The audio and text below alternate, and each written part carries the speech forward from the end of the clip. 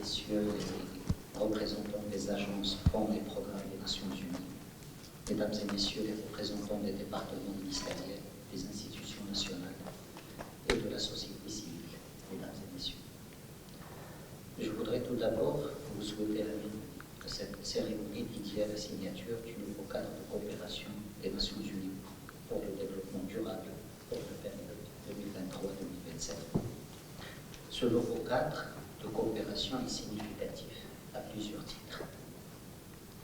D'abord, il représente le couronnement d'un processus de dialogue et de préparation transparent et inclusif, auquel ont été associés toutes les composantes du système onusien de développement et les différents départements ministériels et institutions nationales concernées, ainsi que la société civile, et ce autour de priorités d'action communes. Je voudrais saisir cette occasion pour les remercier tous pour leur engagement et pour le temps investi dans la conception et l'élaboration de ce nouveau cadre de coopération. Ensuite, ce cadre s'inscrit dans la nouvelle génération d'instruments de coopération issus de la réforme du système des Nations Unies pour le développement. Remplaçant l'UNDAF, ce changement de nom prend tout son sens dans un pays comme le Maroc, qui a tant progressé sur le chemin de l'émergence.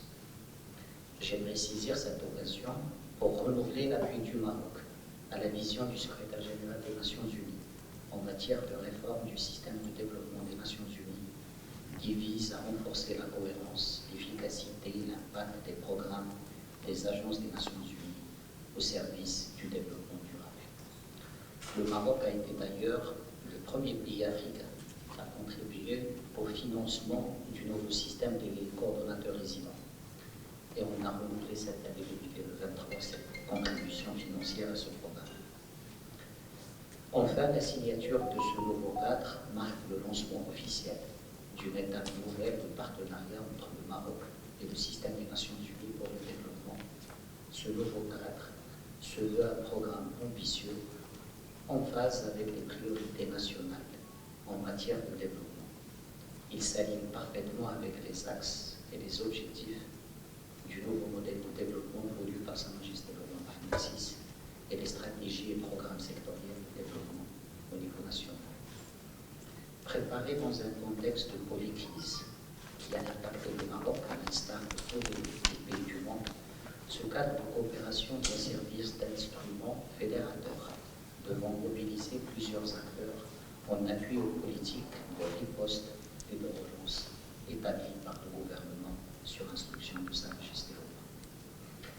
Il offre également l'opportunité d'approfondir davantage la coopération entre le Maroc et le système des Nations Unies pour le développement et de contribuer au chantier de développement du Maroc en s'adaptant aux questions nouvelles et émergentes.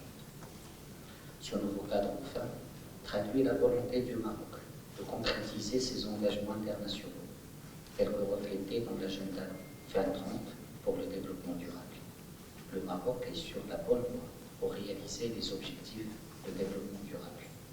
Le nouveau cadre réserve à juste titre une place importante au domaine où un effort supplémentaire est nécessaire pour relever le défi des ODD.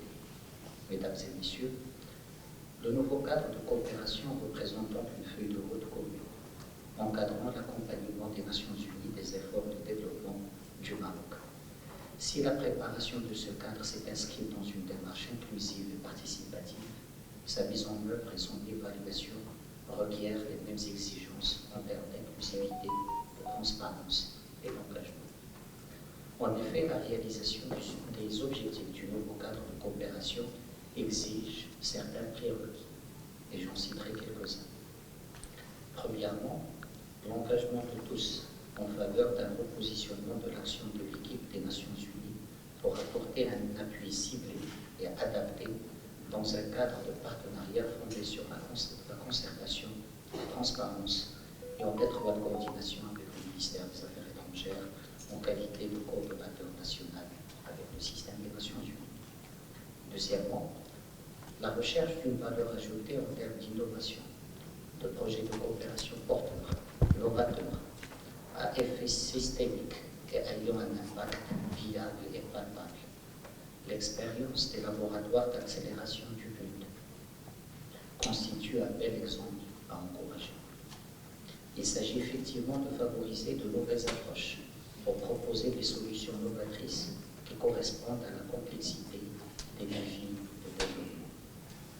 Troisièmement, la mobilisation des partenariats multi-acteurs et multisectoriels. Des mesures concrètes doivent être prises pour la promotion de partenariats porteurs assortis d'objectifs réalisables et mesurables. Cinquièmement, l'investissement dans la coopération sud-sud et triangulaire en tant que priorité stratégique en appui à l'intégration régionale et le développement de l'Afrique. En effet, dans le cadre de son ouverture sur le continent, le Maroc a développé une politique de coopération axée sur des projets structurants d'envergure, générateurs de richesse, de croissance et ayant un impact positif sur la paix et la stabilité dans le continent. Il s'agit pour l'équipe des Nations Unies de saisir les opportunités qui s'offrent dans ce domaine. Le Maroc, conformément aux instructions de Sa Majesté le Roi, est prêt à partager ses expériences, mais aussi à apprendre des meilleures pratiques dans les autres pays. Le système onusien, grâce à son réseau mondial, peut être un facilitateur et un accompagnateur. Mesdames et messieurs, pour conclure, je voudrais insister sur le fait que ce qui est davantage important pour nous, ce n'est pas tant les ressources financières mobilisées, mais la valeur ajoutée dans tous les projets de développement sous le label des Nations Unies. D'où la centralité d'un meilleur positionnement de l'équipe pays pour pouvoir accompagner la voie de l'émergence que le Maroc a choisi d'emprunter par des idées nouvelles et des projets novateurs. La pertinence de l'action des agences des Nations Unies en matière de développement en dépend énormément.